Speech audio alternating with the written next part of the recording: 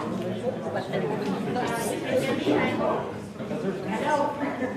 So thank you everyone for coming. It is a great pleasure and honor to introduce Professor Lydia Liu.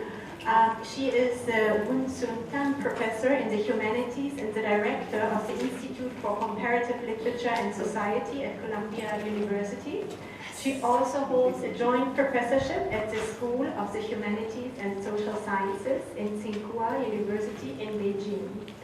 Her research centers on modern China, cross-cultural exchange, and global transformation in modern history, with a focus on the movement of words, theories, and artifacts across national boundaries, and on the evolution of writing, textuality, and media technology. And I think it's really very important for us here at AUB to have you here, because we so often look westwards and never look eastwards, and I think that really is a big loss. It's a shame, actually, that we don't do that more often. So I'm very, very happy that you accepted the invitation and are here with us today. I would like just to point out some of the many publications of Professor Liu. If this is correct, her most recent book is The Nesbit Code, right? Published in 2013. The Birth, also 2013, The Birth of Chinese Feminism, Essential Texts in Transnational Theory. 2010, The Freudian Robot, Digital Media and the Future of the Unconscious. 2004, The Clash of Empires, The Invention of China in Modern World Making. Translingual Practice, Literature, National Culture and Translated Modernity, China 1900 to 1937 in 1995. Tokens of Exchange, The Problem of Translation in Global Circulations, 1999. Writing and Materiality in China, 2003. Bearers of the Lamb, Cross-Writing Critical Perspectives on Narratives of Modern Intellectual History. And I would like to point out that some of these books have also been published in Chinese translation, right? So they are circulating, they're traveling the world. So thank you very much for coming. Please join me in welcoming Professor Liu. Sonia, thank you very much, and also Halal for organizing this conference by bringing us all together. We don't usually sit in the same room, and I learned a lot since yesterday, both from the Archer's keynote speech and also from the panels we have heard so far. I feel that a lot of the subjects that people have touched on resonate with what I wanted to say today. Instead of presenting a research project, I wanted to join in a sort of discussion at a more abstract level and reflect on some of the problems we have been discussing since yesterday. And I thought it would be a good idea to put some pressure on the very concept of the book by starting with some questions such as what happens when books travel. I think some of you already touched on that. And then what forces put books in motion? Does a script, a writing system, or a language travel with the books that they carry them? What moves, what gets left behind? And so essentially I thought these pictures, these are not really pictures, these abstractions that you find here would perhaps help us. And I'm sure there's no mistake you recognize these images. These are really just images. Now, so what happens when books travel? That, of course, leads us to a number of reflections which people have already commented on. That is spatial, temporal, and of course the element of media. So I thought these are, well, there are other aspects to it, but I thought I just wanted to highlight the movement itself, not just through time and space, but also through media. The discussion we just heard in the panel already touched on, from manuscript to print, and there are other types of movements through translation, and this idea of remediation that a number of people also commented on. And if we can play with this Latin root, translatio means carrying across, removal, and transporting of relics in its original meaning. But it's just, I'm just playing with, I'm not going to stick with this Latin root, because I'm going to take you elsewhere at the Chinese root. The idea of shu, I thought this usually people translate as book. So we start with what seems like a corresponding concept, but then there's something else going on. So the shu is shu. This character is pronounced shu in Mandarin. Is not one thing, but a multiplicity of things. This character refers to, in English, book, writing, sometimes the verb, act of writing, script, drawing even, print, calligraphy, letters, documents. You have a whole bunch of things. So this character can take you in any of these directions. I'm not just talking about a multiplicity of meanings. I'm talking about something I would call a conceptual assemblage. This might help us to think about the movement itself. Let me show you this image of some fragments of Wang Dui's silk manuscripts that were discovered in mainland China in the Hunan province in the 70s. And these are amongst the oldest copies of the Laozi text known to exist in the 2nd century BCE. Of course, these fragments reflect a text that was the foundational text of Taoism. And this, if you don't read Chinese, don't worry. It's just a picture of a manuscript written on silk, which was one of the mediums before the invention of paper several centuries later in China. Now, so what's special about this?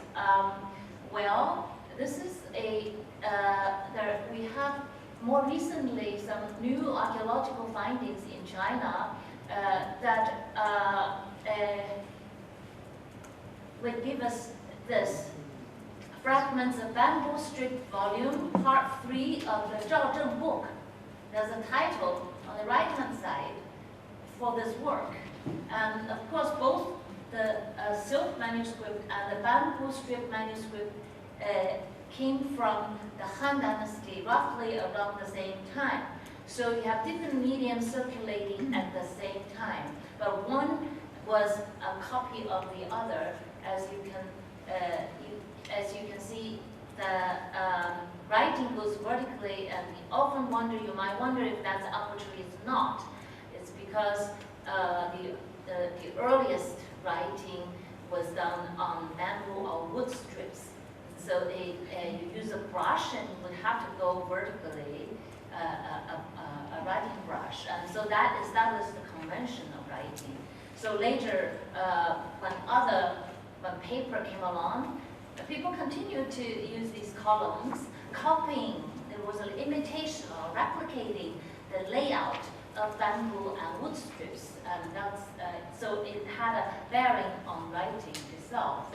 Now here, I wanted to show you this. This is the title of the work, and this character means shu. That's the one that I wanted to highlight. It calls itself a shu. All right. So not exactly a book, you could call it a document, which you would then string together, right? Roll them together, and that is a volume. Now, this layout, I wanted to show you a later work, calligraphy by Wang Xizhi, very well known. But the surviving Wang Xizhi calligraphy underwent many, many different copies, and so we never see the original. People don't worry about the original. Of course, it would be nice if they could have the original from such a long time, but it's said that the emperor loved it so much he carried it with him when he was buried. So, but then before that, he had a number of literati scholars copy this. So this is the copy of many copies. So we're already in this trail of copies. That's the latest. This is, of course, this is a print reproduction of some earlier copies. Now, there are other ways of copying, such as a very well-known rubbing, a replica again of a paper replica of a stone inscription related to some Buddhist text. These stone inscriptions are very well preserved in the temple near Beijing. Of course, the inscription was made, this stone inscription of stele, sometimes you might call it. In fact, this was not a stele. This was made, stone slabs made for copying. So people would then copy from this, and this happens to be a rubbing replica. And then this is a page, a scroll from the Dharma Sutra from Tang Dynasty in the 9th century. This is the earliest dated printed book in the world. Earlier, someone mentioned, stealing, robbing, taking things away. This was taken by British.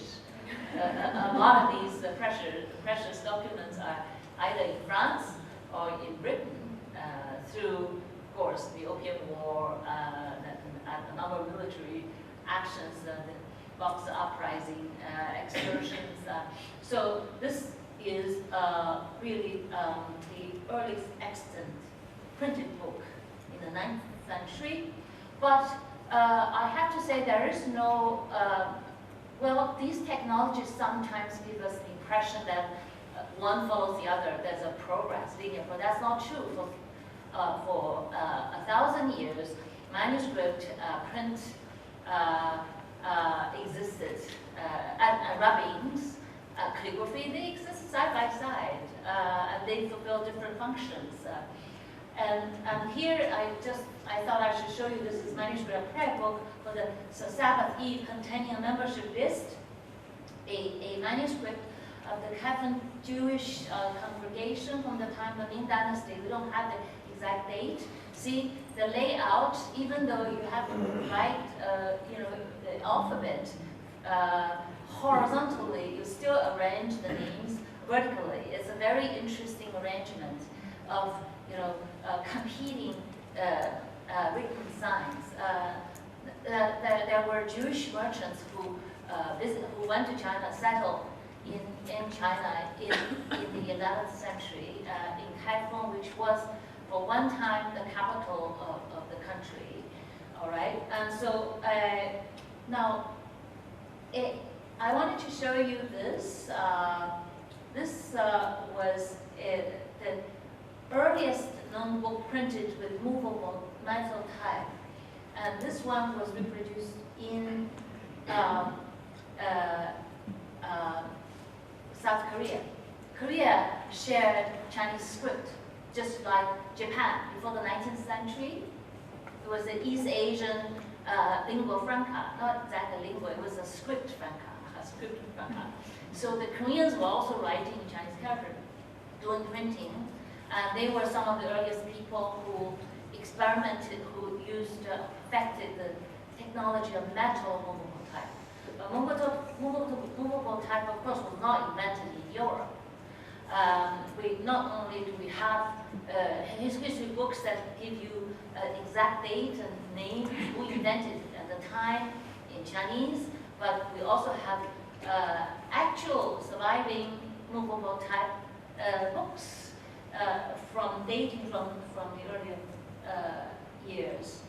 Now, it actually, I have highlighted the reference there. It says 注字印书, which means movable type. Okay, so it says it's movable type. And of course, I think specialists can actually quickly identify just by looking at the characters, and these are movable type. All right. Now, quickly, this is well established. You find it in Joseph Needham's multi-volume study of Chinese science and technology. You can see this. The invention of movable type around the 11th century by Bi Sheng. Okay, and then this was recorded in a book of essays by Shen Kuo, who documented the science and technologies of the time in a book, very well-known book, reproduced many times. And then this was a book illustration of the revolving type case for wooden movable type. Movable type, well, the first generation of movable type was in ceramic, and then that was followed by wood, and then metal. Okay, more difficult to construct metal type, and this was published in the 14th century. And then quickly, encyclopedia printed in the 18th century, also using copper movable type. This was commissioned by the emperor of the Qing dynasty, and luckily we even have a picture documenting how these people worked with movable type at that time, okay, from the 18th century. This was the encyclopedia that was reported back by Jesuit missionaries to Europe. So those Enlightenment thinkers decided that in Europe they also wanted to do encyclopedia. That's how D.D. Hall started his project. 30 years after the encyclopedia commissioned by Kangxi Emperor started, of course, it took many years, all right? And then, so there are connections with European work. And then the 18th century printed, again, copper movement. This was a different collection of books, like 10,000 titles. These Qing dynasty encyclopedias and collections of books were modeled after a 14th century Ming dynasty multi-volume encyclopedia. All these emperors were ambitious to start their own complete set of human knowledge, imperial ambition. Now, I just wanted to give you a quick idea of how these books look like. Not only that, this was a medical book on emergency medicine, but it was written, the original was lost, as we heard earlier from the panel. Often the originals are missing, and what you have is copies of copies of copies, and these copies ensure survival and an excellent mode of survival. So, for instance, the survival of this book has been very important, even though it was composed in the 4th century. It would continue to be printed through, for instance, this imperial 18th century imperial encyclopedia, the same book that printed this emergency medicine book by Ge Hong, the 4th century physician. And then he gave, I highlight this particular recipe. Why? Because in the 60s, when during the Vietnam War, there was an outbreak of malaria, and so Ho Chi Minh asked China, Mao, to help them with this problem, epidemic. So Mao organized teams of researchers to come up with an effective cure for malaria. And eventually, they comb through all the ancient books. You know, China is known for its books. I'm not a historian, I don't envy them. There's so many books, it's just impossible to. But in any case, so in this particular case, teams of scientists were sent to these books, and so they combed through all the books and they tried so many recipes. And finally, this particular one led to a breakthrough which the World Health Organization praised as the cure that solved the problem of malaria in the 20th century. One of the leaders of this team got the Nobel Prize last year. Her name is Tu Youyou. I don't know if you've heard. Nobel Prize in medicine. That was last year for that effort, because this ancient recipe really helped today's. But in any case, through replicas. Okay. Now, just to give you an idea how the layout of the ancient bamboo strip writing stayed with us. This is a 20th century book called The Political Philosophy of Mencius, published in Shanghai. See, this modern press continued to imitate the bamboo layout. It's quite, interesting to think about what exactly is going on. Often we talk about remediation, then you might have to ask what is remediated, right? How decisions were made, and so I think when we look through this process, especially multiple media, and how writing is reinvented each time, it's extremely interesting to look at what stays and what does not stay here. And then I'll give you now, I have to say in PRC, People's Republic of China, they now adopt horizontal layout. I'm giving you this book that I just edited, just came out. It's horizontal. This is a book that I edited called Origins of Global Order, from the Meridian Lines to the Standard Civilization. The book is in Chinese, so you can't read it, but hope we'll be able to translate it. See, this is your standard horizontal layout. It's compatible with Roman typeface. It's part of the reason that they converted it. But in Taiwan and Hong Kong, they continue to use vertical layout. So if you want to read the Roman typeface embedded in a line, you have to turn the book this way. Okay, so that's how you accommodate it, just so the reader would have to accommodate. Now, when Roger Chartier described the situation of books from the medieval period to modern Europe, he has this to say, I'm sure you're familiar with this: whether they are in manuscript or in print, books are objects whose forms, if they cannot impose the sense of the text that they bear, at least command the uses that can invest them and the appropriations to which they are susceptible. Works and discourses exist only when they become physical realities and are inscribed on the pages of a book, transmitted by a voice, reading, or narrating spoken on the stage of a theater. Well, in short, he urges us to pay close attention to the technical, visual, and physical devices that organize the reading of writing when writing becomes a book, end of quote. It's not self-evident which object or which physical realities Chartier has in mind. Let's assume, just for the sake of argument, that the book is an object, one that comes with certain attributes. By thinking of the book, we have to keep in mind that we're excluding something which we might call non-book, whatever that is, because that's what the function of this concept fulfills.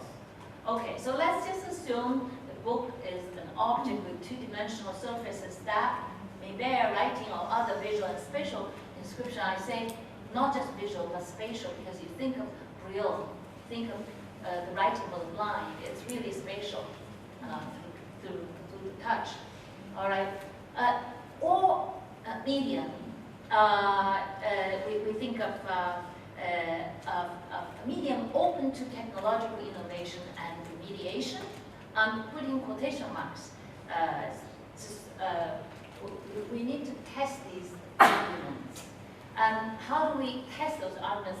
I'm going to, again, rely on the Chinese concept of the shu as a conceptual assemblage on the one hand, and then go to some of the more recent happenings, such as MEMX. I'm going to introduce what that is.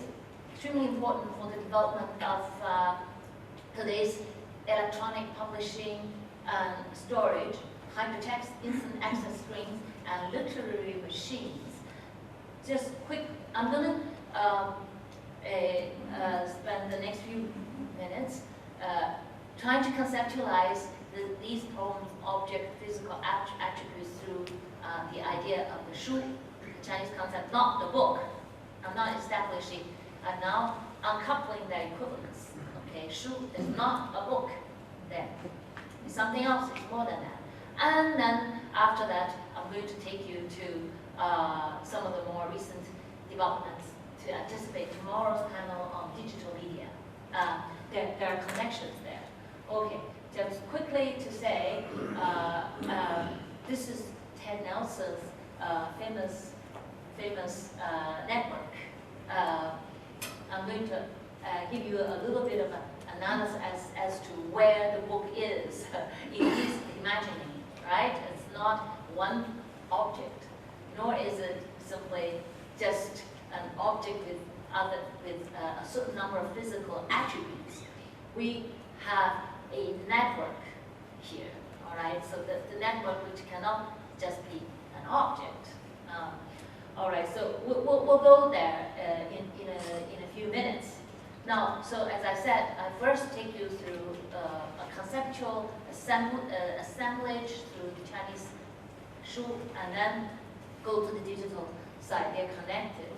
Now, the shu as an object, testing this, so I'm substituting shu for the book.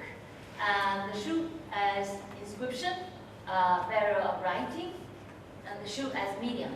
And let's take these concepts, so this is a conceptual work. So let's take this on the ride of thought experiment and see what happens. And in fact, I wanted to do this through Chinese writing, partly because I wanted to bring some artists into the conversation. So this is organized by literary scholars and art historians, and I think artists can give us special insights as to where things are, because they work with media. Now, there was a interesting exhibit in New York in 2007 called Shu Reinventing Books in Chinese Contemporary Art at the Chinese Institute. And the curator of this exhibit was University of Chicago art historian Wu Hong. In his introduction, he highlighted 4 characteristics to this project. He explains why it's important to do this kind of exhibit. Now, he says Chinese artists, one has to pay attention to Chinese artists' intimate relationship with books through personal experience and memory. I don't think this is only limited to Chinese artists.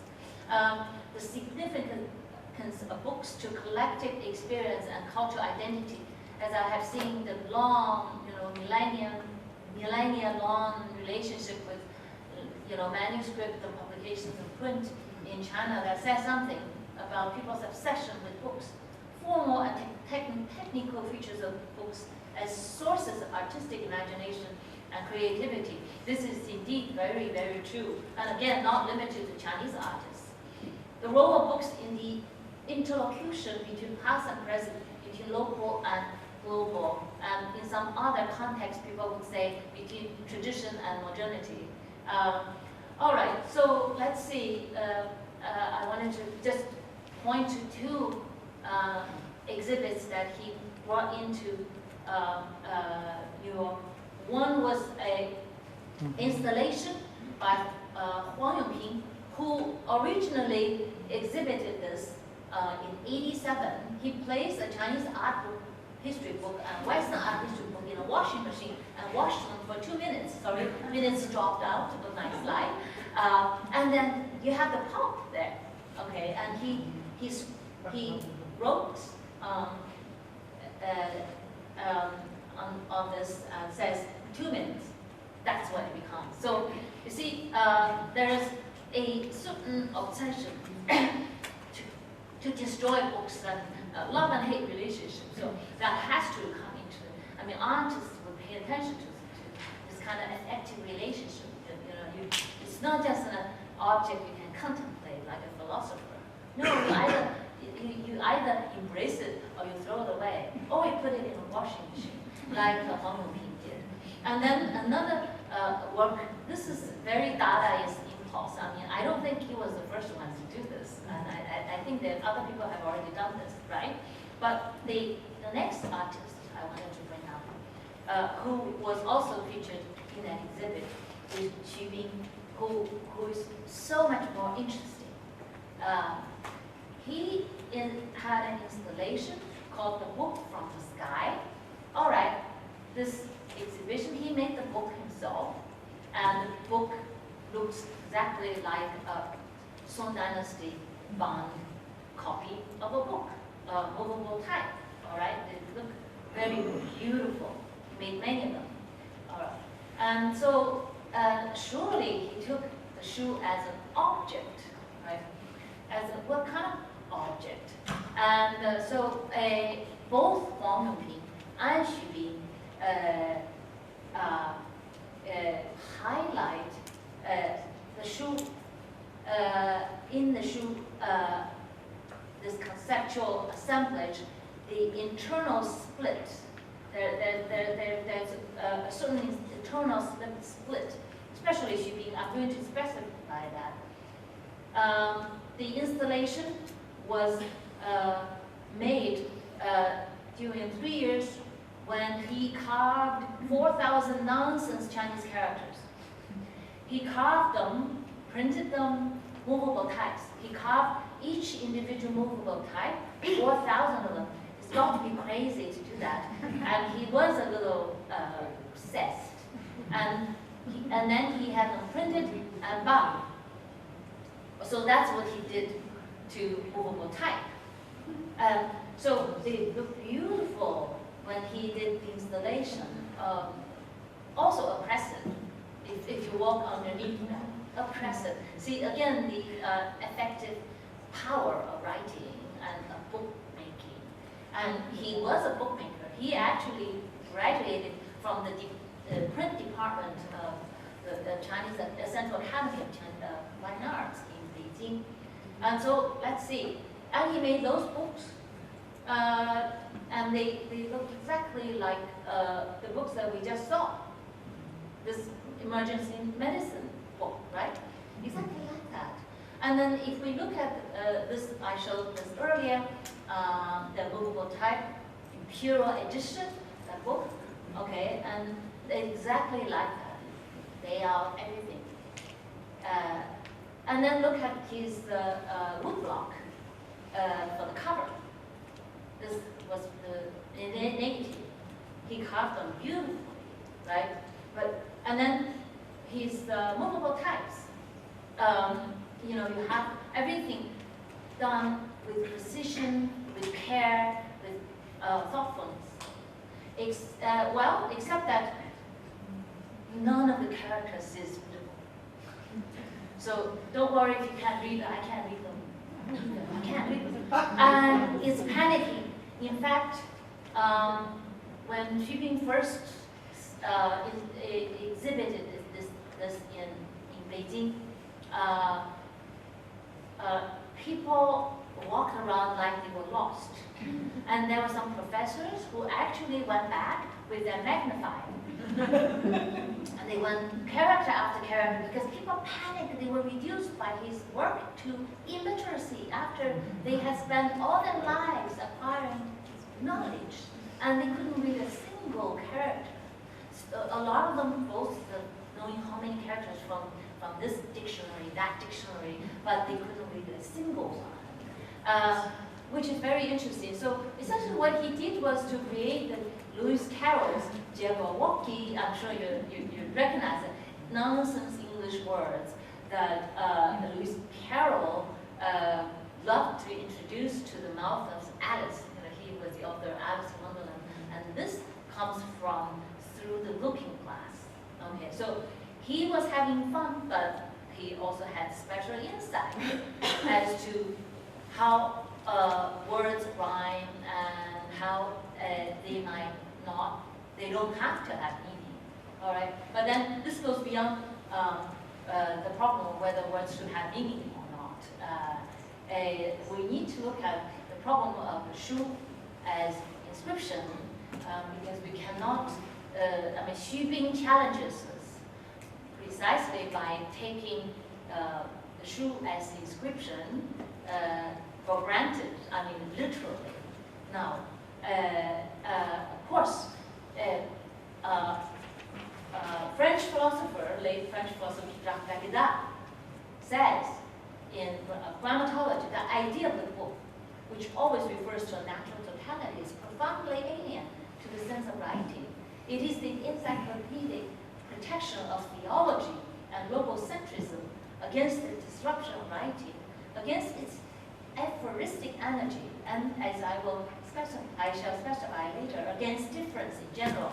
We don't have to agree with Derrida. I know a lot of people who dislike him, his writing, but he, took the trouble of going through a lot of these cases, especially reading philosophers and writing his first chapter for grammatology, which is called The End of the Book and the Beginning of Writing. I thought that was prophetic, even though he didn't really have the digital media or hypertext in mind. He was not talking about it. He was talking about DNA. I actually wrote about his connection with DNA in the book of the life, the genetic code, in the Freudian robot, where basically I try to trace his idea of aqueduct to that major breakthrough, and he actually repeatedly referred to cybernetics.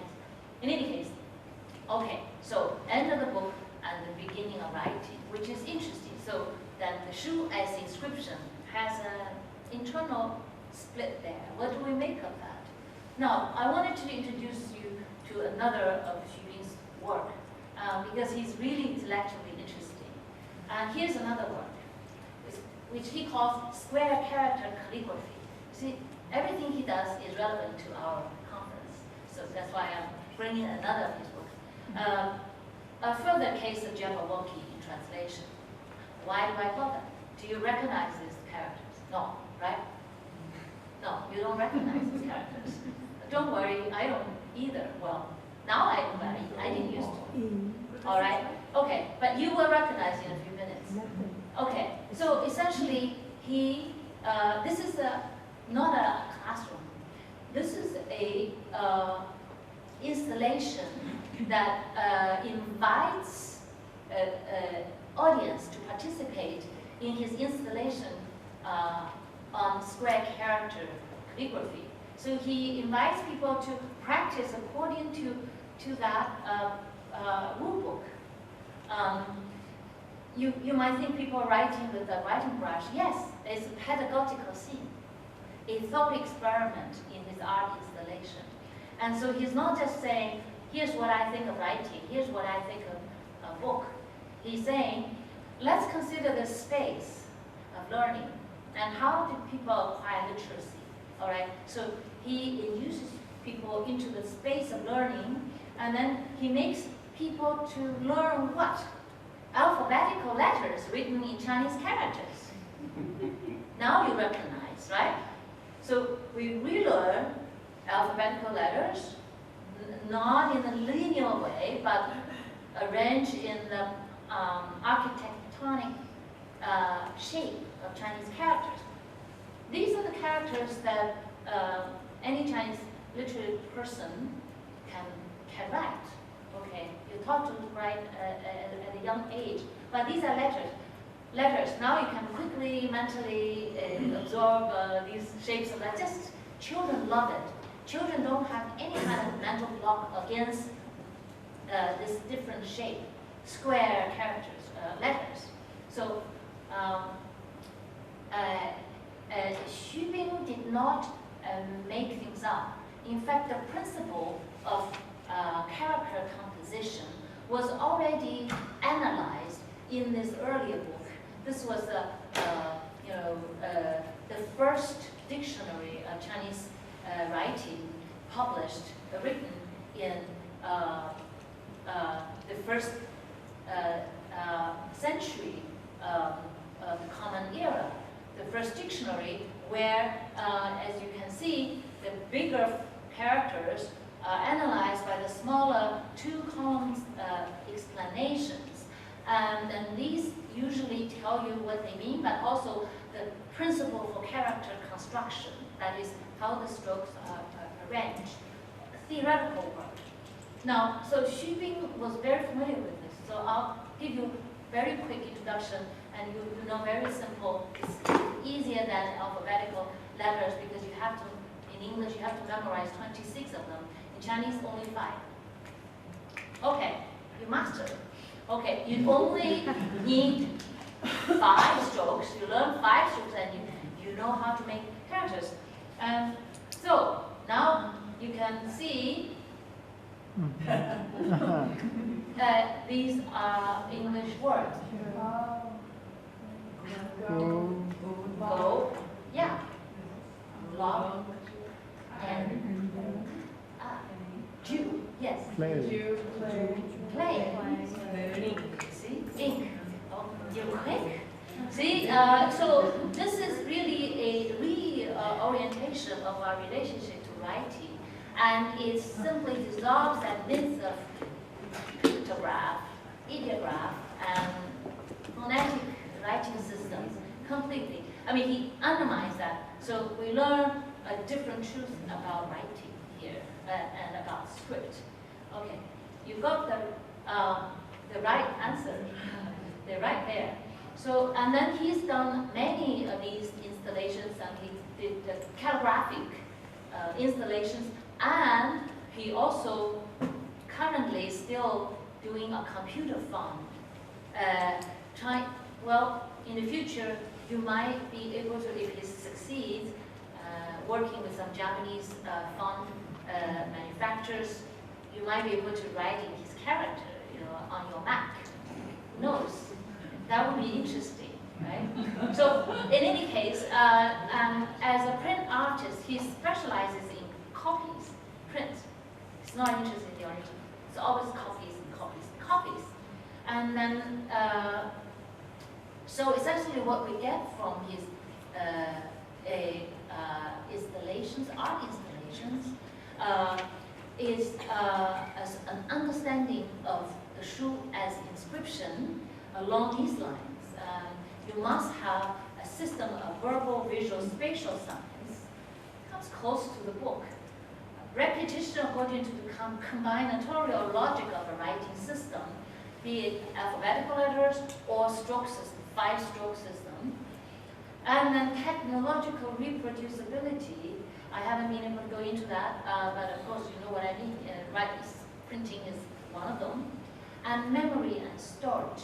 Now, since my time is limited, I'm going to spend the next few minutes taking you through from Shu as inscription to Shu as medium.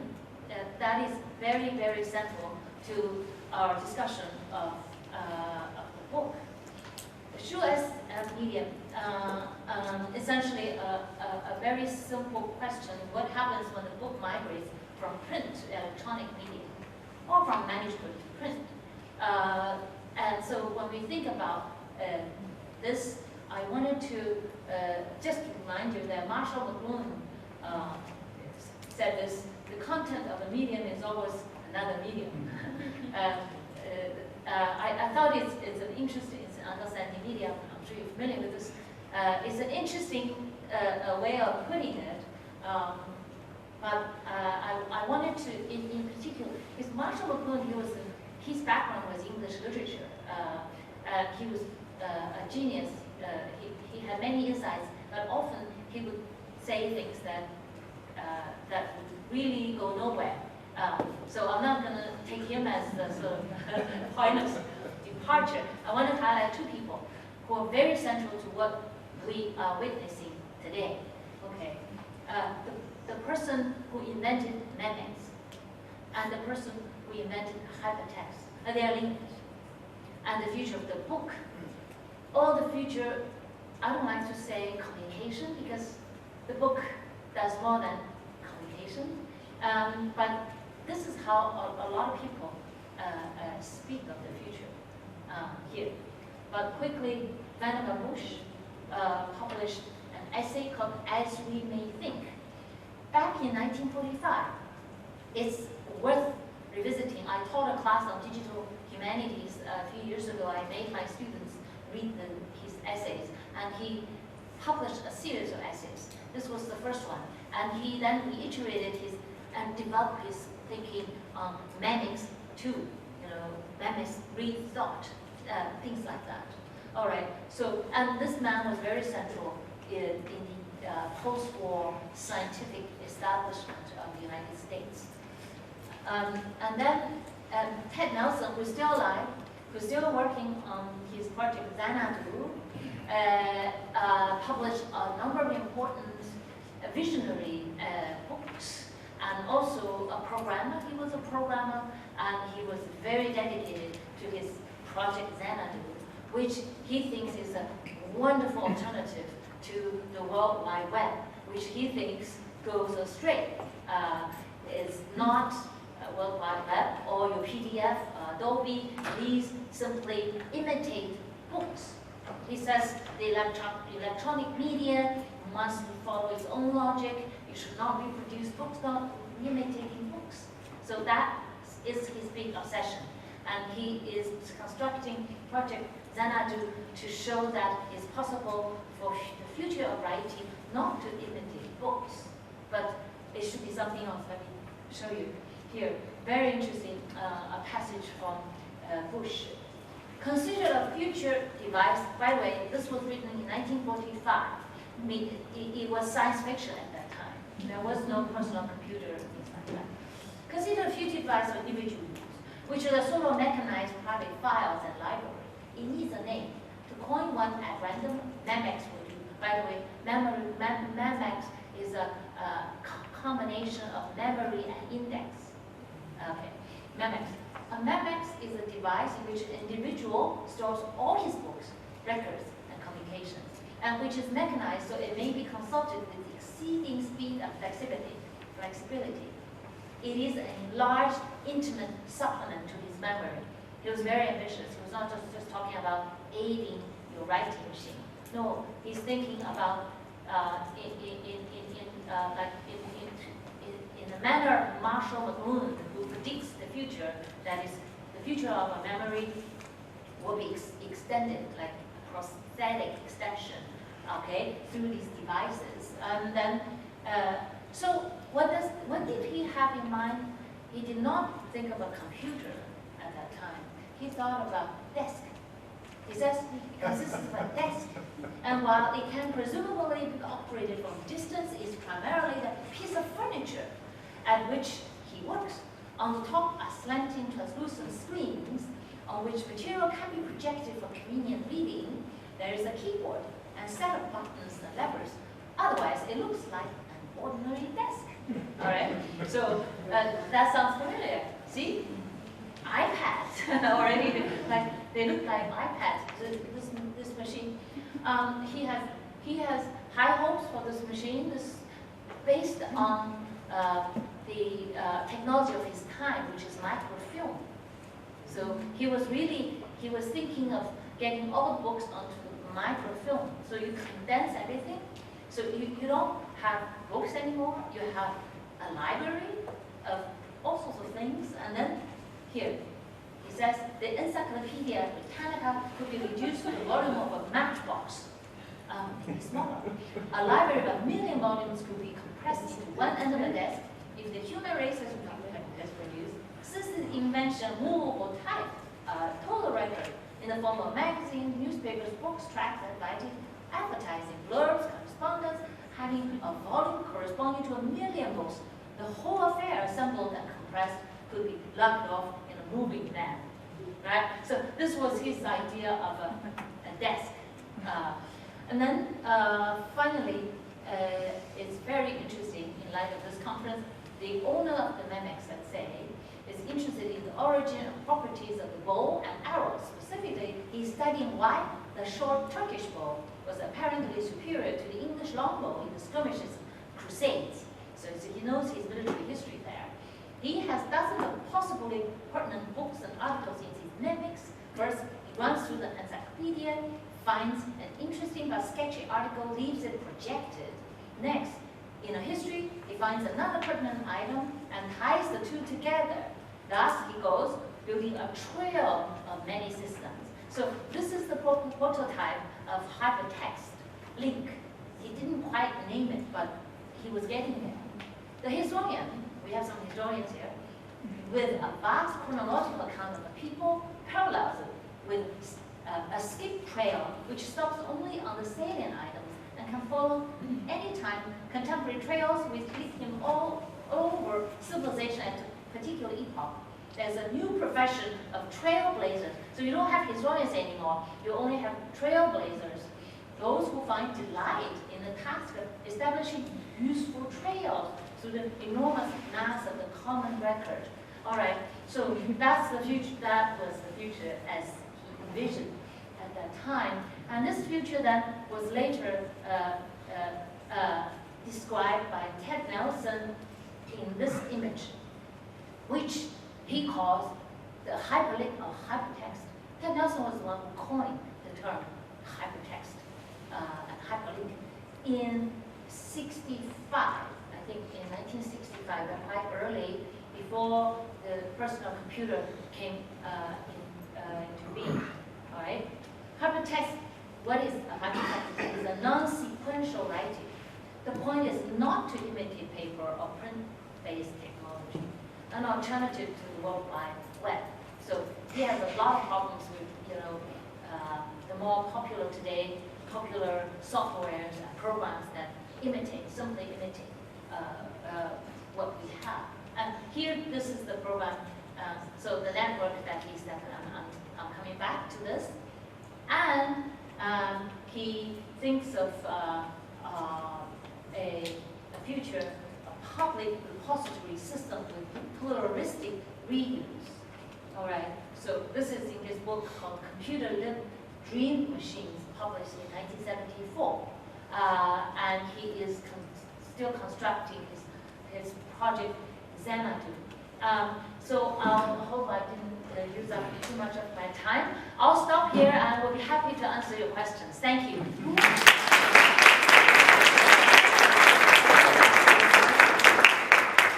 Thank you very much, Lydia, for this very thought-provoking talk, and also I think in many ways it made some of us laugh.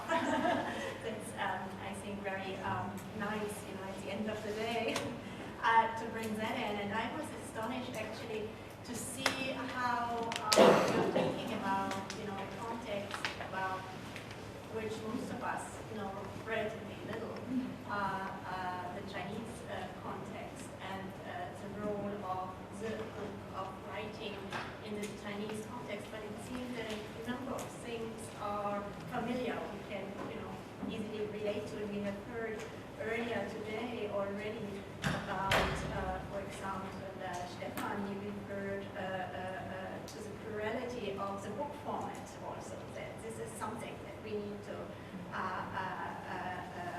give value to, and then this idea of original and copy and kind of getting rid of the original altogether. also came up a number of times. I think it's also to bring in, then the art practice and the idea of the number that was very challenging. So yes, thank you very much for introducing us, taking us actually away from the book and introducing us to the shoe, which seems so much larger. And I have actually two questions that I would like to ask, and then we open the floor. The first one is this idea of, copies over copies. In a way, it sounds very liberating, right? At the same time, though, you talked about the oppressiveness of writing, and I was wondering whether you could talk a bit more about that or how that goes together. So on the one hand, copies, of copies, but then still this very effective power of writing on us. And I forgot the artist's name, but I mean, we were shooting. You had these scrolls hanging, so one would actually walk underneath them, right? Yeah. So with the writing kind of, I don't want to say falling down on us, but it looked a bit like that. So if you could say some more about that, and then what you said about the mimics. I'm sure there are other people in the audience who know much more about that, the whole digital humanities, and we hear more about it tomorrow. I was intrigued, you quoted here Ted Nelson, I think, who said that it could serve as an intimate supplement to one's memory. And I wonder if you could say more about the word intimate here. So it's an extension, but to say an intimate extension makes it more than a mere extension.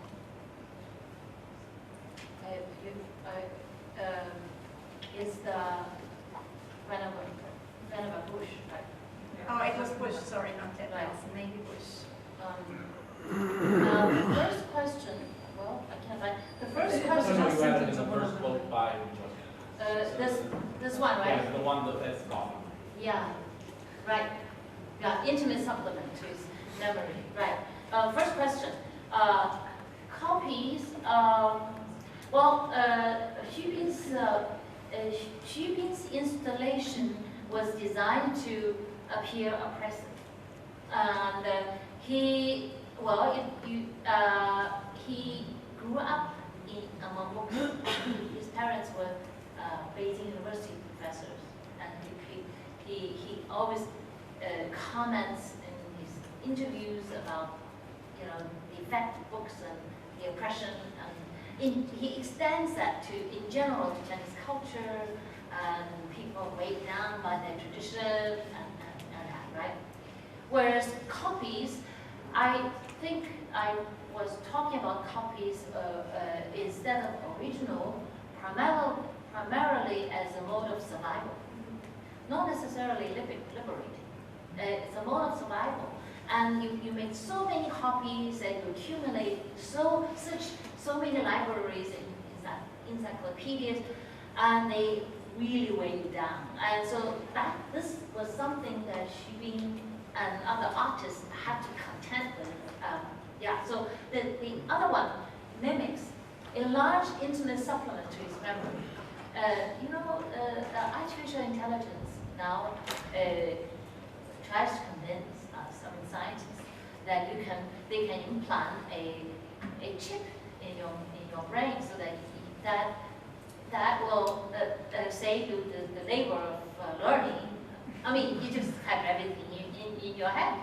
It's a fantasy, of course. That kind of embedding of a device, which they see as prosthetic device. And in fact, McLuhan proclaimed that, the future of mankind will be going in the direction of prosthetic extensions. So we have eyeglasses, right? Hearing aids, and brain memory enhancement through these chips that, in fact, we rely more and more on our devices, memory devices. We no longer memorize people's addresses, their phone numbers, and we just delegate these jobs to these devices. That's what's meant here, intimate supplements to the memory. It's sort of a interesting but scary scenario. So it transforms human beings, in other words. It's not about instrumentalizing a device. It's about interaction, like how our devices transform us. I'm just also curious about that same last sentence, in a sense, because it's uncanny that we talk about someone like, I'm actually forgetting the name of the artist. Yes.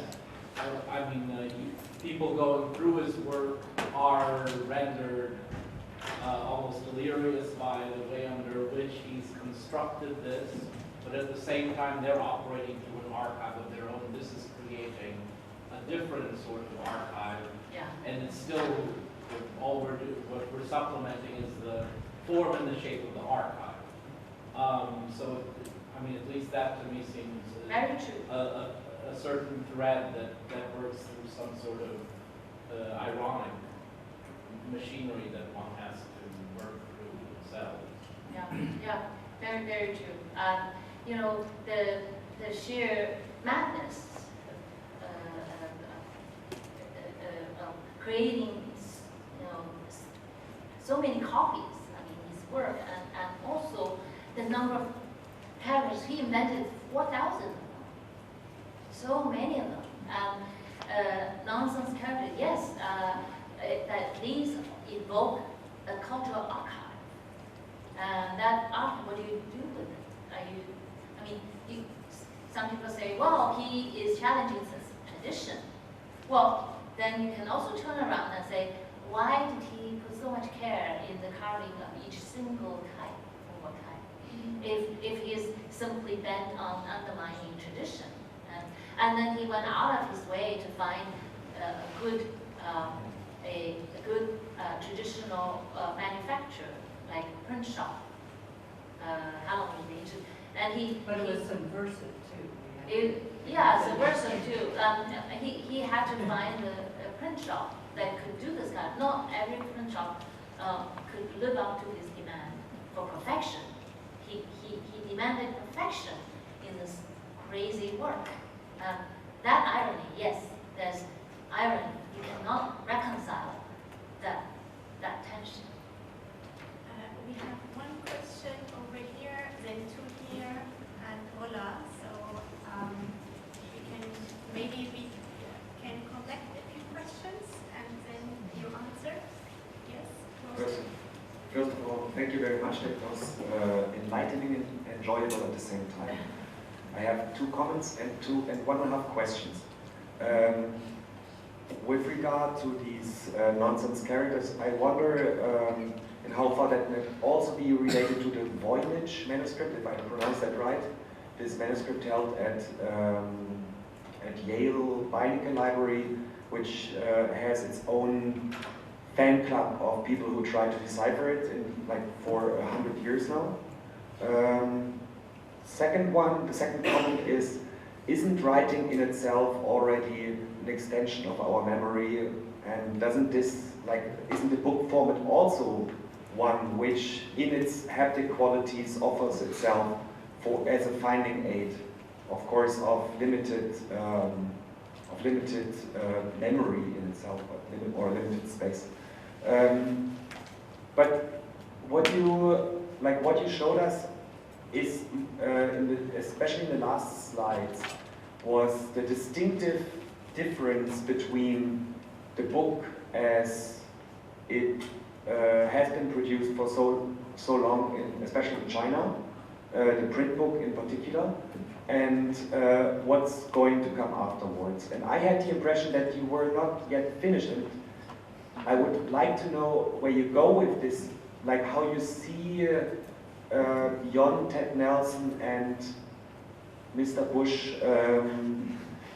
what a non-book could be, or how it could look today. I mean, 40 years after Ted Nelson's dream. Okay, you have 3 questions. Yeah, so maybe if you want to, otherwise there is another question. If you want to answer now and then take the next question. Okay, first one, decipher. Well, I don't know where they are in their effort to decipher the script, and there are 6 words. sorry. They have, someone says he has found deciphered 6 words. Only 6 words, yes, and it's extremely difficult. The Tangled script. I already have some slides.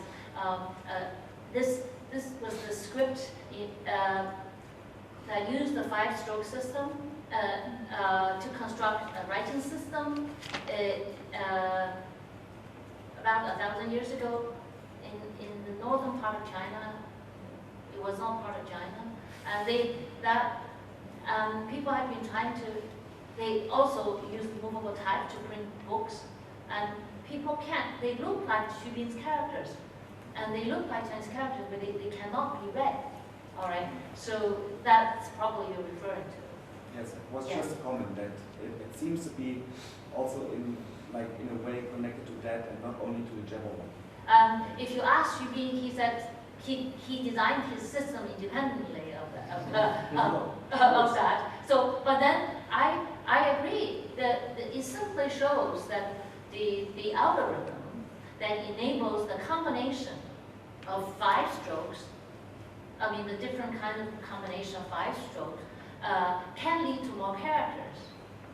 And I actually did a calculation, not sharing it with you, calculation as to how many more characters you can construct with those 5 strokes. So then if you have 26 letters, then you can do more, right? It's a mathematical idea.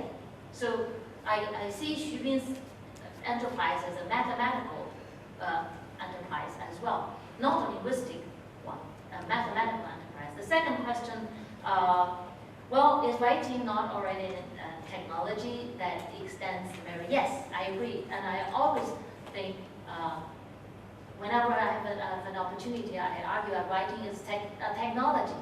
Let's not think of it primarily as a representation of speech. Historians try to trace back to the origin of writing. It's very difficult because it takes writing for you to come to discover the origin of writing. So essentially, it's impossible, right? But then some historians speculate that writing originated in mathematics, in numbers. I'm very keen on that notion. Numbers. That is a linear manner of reasoning that is not dependent on language or speech at all. So all that could have been a double development of that. It's all speculation. We don't know. It is a technology. In other words, not just for storing memory, right? It's a technology of political control. It's a technology which I call that that promotes a spatial rationality. I'll give you 2 examples. The Mongols didn't used to have writing. When the Mongolian Empire first started, they borrowed the script from Uyghurs and developed a writing system because the empire would have to reach out and they could not just rely on the recitation of epic songs, right? And they have warriors coming back from the front, battlefront, and would sing like in rhythm, right? Mnemonic device, what happened like a news report, in poetry, right? So with writing, it made things a lot easier. So that's how the Mongols developed, right? The Manchu Empire that conquered China and established Qing Dynasty in 1644. And they also, when they started to expand, they became they adopted the script from the Mongols, borrowed the script to develop a writing system, so it's entirely an imperial spatial rationality in that sense. So I would say yes, it's an extension of memory, but it's more. As technology, it's a military technology as well. Okay. Finally, you asked me to speculate as to what the future, like 40 years from now. Like 2 years ago. You know, a lot of people speculate, they predict what's going to happen, but you know, if you think about the invention of writing, print in China, it was invented a long time ago. It never got rid of manuscript. And they coexisted for 1,000 years. Then what's happening now with computer might make a difference because of the speed, okay, efficiency, and the different media. I don't think it will get rid of books, the books that we commonly know, but it will transform relationality. It will definitely transform the library. It will then transform the ways in which people communicate. So network, for all the fanfare about network, there's some truth in that. And the future electronic media, I can't predict, but the network is here. And it could lead to many things. And I think people might worry about the loss of physical touch with the book. I think that's a legitimate concern because we relate to our book. In fact, traditional Chinese paper is so soft, as Helen knows, so soft that the book on medical emergency would follow your hand as you read it, because you can fold it, and you won't create creases in paper. That paper has the advantage of being crumpled and then can still open, and then it's light. Carry. So we call the Chinese authority would say this book has to follow the hand. It should not be like a brick. Right? So books are also different there because of paper quality there. And so we cling to our books and we have our intimate relationship with books. But then young people like kids, they cling to their iPhones and then their iPads. So they develop a very different relationship with their devices, right? And so I just thought it's very difficult to speculate as to what will happen. But definitely the network will change a lot of things. Yeah. All right, then we have two questions. Stefan, Lydia, and Beatrice. Thank you very much, actually, for this introduction to a showbiz reflection of media. One of my questions you already answered somehow. It regards the relationship between media and power and control. Of course, that is a strong relationship. And there is another one that relates to that category, that is the relationship between media and authority. And I think the artwork that you have shown with artificial letters shows exactly the authority and the weight of the system of writing, even if it has no content. So as a medium and not as a message. In a way, now I could ask, would you please comment on that, but on this relationship between media and authority, but I'll try to relate that to my own experience from the, let's say, background of a scriptural culture influenced by a monotheistic structure of authority and developing from constructions of personal authority that may be even be supported by a divine connection to an authority that is more medialized in the book. In a way, you could say, in that universe of monotheistic scriptural culture, the book replaces God to a certain, not to a certain, it replaces God. And you see that also. I don't want to get into that. But in that realm, authority is a very important aspect that interacts with the development of media, with their use, also with the meta-language on media, how you should use media, the norms, and I wonder if you have anything to say on that. Absolutely.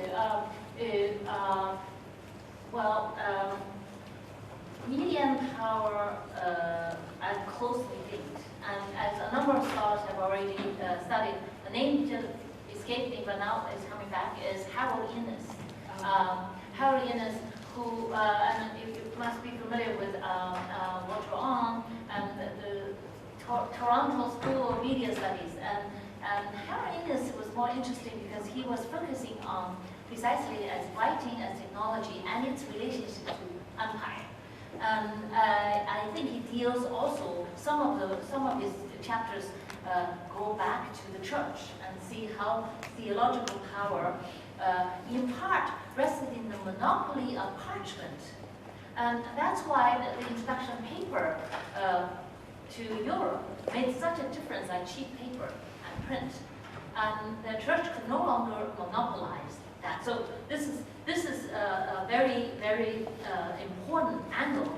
And with regard to Xu Bing's work, an artist, he has a certain, if you ask him to explain, he can't explain, but he can, his work acts on people in very interesting ways. For instance, when I said, when scholars went to his exhibit and seemed paralyzed by what they couldn't understand, you know, and those were familiar material, familiar layout, you know, everything was done perfectly, beautifully, and then they couldn't recognize a single one. And so that raises a question not only about empire authority, about theology, or you know how you identify the source of political authority, but also how people perceive their relationship to power. That is, through literacy, there's a binding process. You know, there's a psychic binding to writing. Even though you don't perhaps directly perceive that you are bound to authority through writing, it's only through unbinding of that relationship that you begin to panic. And that's what Xu Bing's work effectively did to a lot of viewers. They panicked because they all of a sudden that it was unbinding their relationship to that source of political power. But it's only that moment that that makes you realize how much we're all bound to this source of authority. In China, it's very interesting. The source of political authority is not exactly in theology, but it has a very elaborate theory as well as to, emperor's, how do you place a grand emperor's authority? And usually, surprisingly not, in writing. The thing that really, instead the book replaces God, emperor relies on writing. Confucian classics, all the writing. That's why every single emperor that came in would introduce encyclopedias, these book projects, and rewrite the history of the previous dynasty, the so-called 24th history. And so there was continuous writing of history. That's where the power lies. Okay, I suggested we group with 3 questions and Helen 4. Maybe we group the collective questions and then you respond. So Beatrice, Ola, Till, and Helen. Try to ask a very simple question. It's about remediation. Oh, by the way, thank you for bringing one of our Bush back, because nobody really knows about him. It's funny. Think about his visionalities. But about remediation, and you mentioned this phenomenon when you move content from one medium to the next, it tends to retain formats from the previous medium, like the Tangled Script verticality that are actually no longer necessary, but it's sort of imported And then eventually, the challenge was made. I think you said that we should do something that is more like or possible with the new medium. So use it more like what it, according to its own potential. Which brings me to the way that human beings deal with texts right now. Of course, the printed book had a certain dictate, because even the OES author, you could not handle it. But now with the internet, we have much more flexibility in putting the text side by side and linking it, not adding it, and logging it, and commenting. In a way like bringing back possibility from the manuscript culture. The difference is with the nice manuscript page, which actually Yara in a way has, put in this program together. Everything is still a totality visual at the same time to the eye on one page. With the hyperlinks, which are extremely far-ranging and quick, you have fractured, you have a consecutive fracturing in the information access. So each bit of information is shorter, and you have to click your way to it and then click your way back. So what you lose is the entirety. Question, is this desirable? Or will it eventually affect the way we think, and will we lose the ability to visualize things globally, and holistically? As when I'm reading student term papers, I have that impression. Right. Very good question. In fact, Vannevar Bush argued that machines have limitation in terms of how, in contrast to how the human mind works. And he says the human mind works by association, through selection. So you select what you associate with, and then the claims of the Memex are mostly about the storage ability of his machine, and also the trails, the links. He claims that this is based, that if one could build the links, it would be mimicking how the human mind works, as by association. And yet, our training in conventional writing on the page, for instance, creates a space, more fixed space. So our thinking is somehow enabled by that space, continuity from one page to the next, and the ability of going back to the previous page, right? So also limited. What Ted Nelson is arguing against with his idea of hyperlink is that the current World Wide Web only allows partially two-way interaction. And also, it does not give you, it gives you broken links. You cannot go back to the original. He is trying to build a different system, so you can always come back to the original. You can organize these links in a way that will allow you to do what you were suggesting, so more intuitive to how the mind works. You don't get lost in the clicks of those hyperlinks. So there's a more potential. Unfortunately, he complains that the industry, computer industry, turns its back on his idea while preferring to go with PDF, with those programs that imitate the book. Okay, so I see both potential, as you suggest, like, bring those manuscripts, together in a way that wasn't possible in the past. Both that potential and also limitation, new limitations. All technologies bring that potential limitation. There's a struggle over how one could even build this electronic network. So it's not one thing. Ted Nelson envisions something very different from what we have today, World Wide Web complaints. and so how the links can get transformed and be more intuitive and be more liberating. That he makes claims and more that will enhance the mind rather than limiting the mind. But we'll see. He hasn't succeeded. But at least wait for him. Yeah. All right. We are running out of time, so let's collect the last 3 questions. Ola, Till, and Helen at the stand. You mentioned the word liberating several times, and that's exactly how I see Lewis Carroll's text. I see it, not constricting in any way, but rather liberating, because it does make a lot of sense.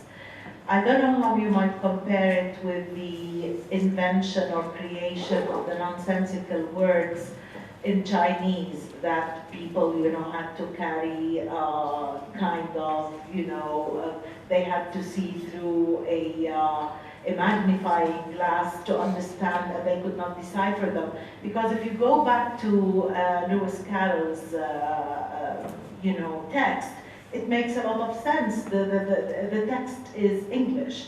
It's just that the words are nonsensical, but the text is there, the structure is there, the punctuation is there, the singular and plural and the verbs and the adjectives are there in the same, in exactly the way we write English.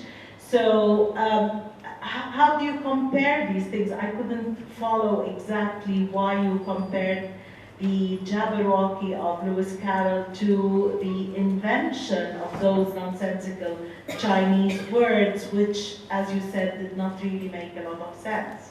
Well, yeah, sort of an immediate follow-up to the question of medium power and media power. A particular question is, doesn't your sort of our perceived shift in the paradigm towards a new digital world require a call to arms for scholars? Given that in the old times, it was the scholars who had knowledge of the technologies of production, whereas now we are reduced to the receiving audience, right? Clicking through instead of producing the book. I.e., isn't that a call to actually appropriate these new means of production? And I leave it at that point and say, okay, we have to become, producers of these new digital, let's call it books, for the lack of a better word, as opposed to being the mere audience and being sort of governed by the technocrats. Are you making this reference to Ted Nelson or Bush or? I don't know the question, sort of, a general comment on if we look forward and think about future scholars. Exactly, us, so to speak. Don't we have to appropriate the technological skills to produce in this new mode of production that we are in? Hello?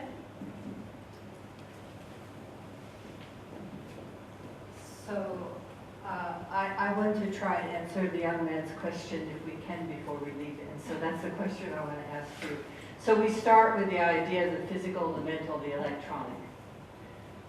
I have just finished a publication with an artist from New York, Siebert Bierstein, and what he does is uses algorithms, which you mentioned. And so he came for 3 days. He started one image, it created the next, it created the next, and by the end, we had 50 different images that he hadn't touched by hand, only worked in the system of algorithms. Then we had to deal with output. So the question always is, how do we take the physical, mental, electronic image to an end result that we as people of labor, physicality, spirituality can deal with in the context that we best know daily?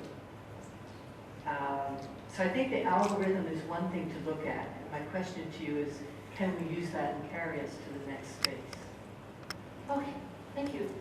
Well, your question is about nonsense words in Lewis Carroll's Through the Looking Glass and shooting how compatible they are. They do make, the structure right. makes sense maybe not the words, as opposed to the previous example about nonsensical words, which are not contextualized. Well, the Lewis Carroll's Jabberwocky verse consists of nonsense words that are not English words, but they are letters, Roman letters, recognizable letters, and also organized, structured in a way, in syllables that you can read as if you were reading English words. In other words, it's intuitive understanding of the algorithm that underlies the making of English words. Multi-syllable, well, so then you can... But not the structures? I mean, the sentence itself makes sense, maybe the words do not. But the whole thing makes a lot of sense. Well, it depends. If you hear this recited, that's wonderful, right? It makes mathematical sense and oral sense, but not linguistic sense. So the but sense... it does make linguistic sense. I mean, I don't want to dwell on it, but it does make a lot of linguistic sense because it is English. I mean, there are the articles, there's the punctuation, there Oh no, I mean, certainly they're blended with known words. There are words and nonsense words, and I was just looking at the nonsense words, right? Yeah, it's Xubing. As for Xubing, he doesn't include familiar words. He simply gives you 4,000 nonsense words, right? And with Lewis Carroll, for children, it's wonderful because children don't have a problem with nonsense. I mean, it's just wonderful to have nonsense. You can indulge in nonsense, right? That's liberating for children. For adults who are educated, they have trouble. There is this insistence on sense. So Freud actually wrote an essay on the joke and the mechanism of the unconscious. And he comments, he talks about that. Why is it that children can tolerate more nonsense than adults, right? It's the educational process. And we are made to distinguish sense from nonsense, the book from non-book, this and that, right? So it's the series of distinctions that we acquire through our education that prevent us from enjoying these other more liberating practices. So, so in that sense, nonsense words, that the number of nonsense words we construct with the algorithm of each writing system, well, that would make them compatible, Xubing and Lewis Carroll. I also have James Joyce. I didn't have the time to, include Finnegan's Wake, which also, whose nonsense is built on typographical sequence, all right? So not some. There are all these people, talented artists who play with the limits of language. You call it either liberating or you call it intellectually exciting, the limits, not the familiar. That is very interesting. The future of scholarship. Scholars, if you look at Columbia University, the Italian department, they have a very nice website on Dante. The scholars who study Dante, and they build a website which includes all kinds of manuscripts, all kinds of scholarly first, primary, secondary sources, and images too. So it makes a scholarship quite interesting. Interesting in a way that it wasn't possible before the coming of electronic media, especially network. And so I thought that is interesting. And also, there are people who write poetry, new media poetry, who can make words move. Right? Not only nonsense characters, but movement on the screen. It's not possible with the paper, right? And then for our students, for instance, in the study of modern literature, we somehow tend to lose the fact that in China, for instance, in pre-modern literature, a lot of these books were compiled. They would later come under authorship, a lot, especially popular books. And so it's possible to study those books by building links to other books. That would create an entirely different view of authorship. How do you study? How do you study their relationship? And so there are also people who do this kind of. As for acquiring a specific skill like programming, many of our students can do that. It's just time consuming. That's all. It's not difficult at all. It's time consuming, and that is always a problem. So maybe teamwork too. Teamwork. People who can do the programming. can help others, you know, to create different kind of sculpture. I don't know if I'm answering the question. It does require different kind of skill. Yeah. And then physical, mental, electronic, how do these things translate back and forth? I think Xu and a number of contemporary artists are also struggling with these problems. Sometimes they come together. For instance, the algorithm is if we take the computer as something, an object that has physical attributes, it does have physical. We're dealing with an electrical pulse, right? That's what's going on and off. Pulse, that's physical. But then the problem is that's not the level at which we relate to computers, right? So the physicality is not cannot be appropriated for artistic work if that's what you have in mind. It's only algorithm and the output that might speak to what we today understand as art. But who knows in the future?